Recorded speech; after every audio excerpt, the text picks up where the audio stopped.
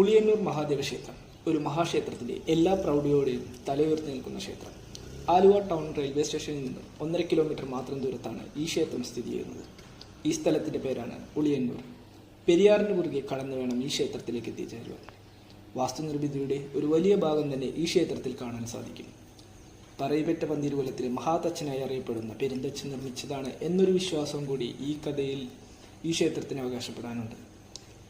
BC 524 നിർമ്മിക്കപ്പെട്ടു എന്ന് വിശ്വസിക്കപ്പെടുന്ന ഈ ക്ഷേത്രം എറണാകുളം ജില്ലയിലെ ഏറ്റവും പ്രസിദ്ധമായ ക്ഷേത്രങ്ങളിൽ ഒന്നുകൂടിയാണ്.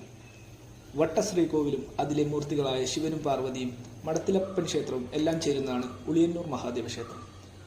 പെരുന്തച്ഛൻ്റെ മഹാനിർമ്മിതി എന്നൊരൊറ്റ വിശേഷണം മാത്രം മതി ഈ ക്ഷേത്രത്തിൻ്റെ പ്രൗഢി എന്താണെന്ന് മനസ്സിലാക്കുക. 108 ദുർഗാക്ഷേത്രങ്ങളിലും 108 ശിവക്ഷേത്രങ്ങളിലും ഒരേപോലെ പരാമർശിക്കപ്പെടുന്ന ഈ ക്ഷേത്രത്തിൻ്റെ പ്രതിഷ്ഠ നടത്തിയത് പരശുരാമൻ ആണ് എന്നൊരു വിശ്വാസവും കൂടി ഈ ക്ഷേത്രത്തിനുണ്ട്. കാലപ്പഴക്കത്തിൻ്റെ കാഠിന്യത്തിൽ ക്ഷേത്രത്തിൻ്റെ പല നിർമ്മിതികളും ഇപ്പോൾ നശിച്ചു തുടങ്ങിയതായി കാണാൻ സാധിക്കുന്നുണ്ട്.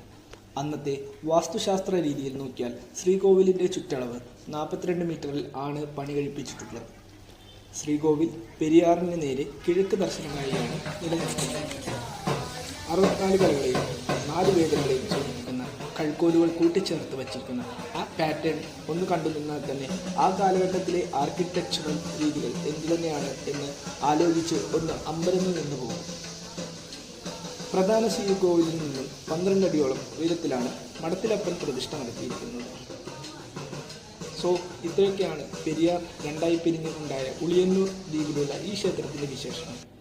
വീഡിയോ ഇഷ്ടമായാൽ ലൈക്ക് ചെയ്യുക, ചാനൽ ഒന്ന് സബ്സ്ക്രൈബ് ചെയ്യാനും കൂടി നിങ്ങൾ മറക്കണ്ട.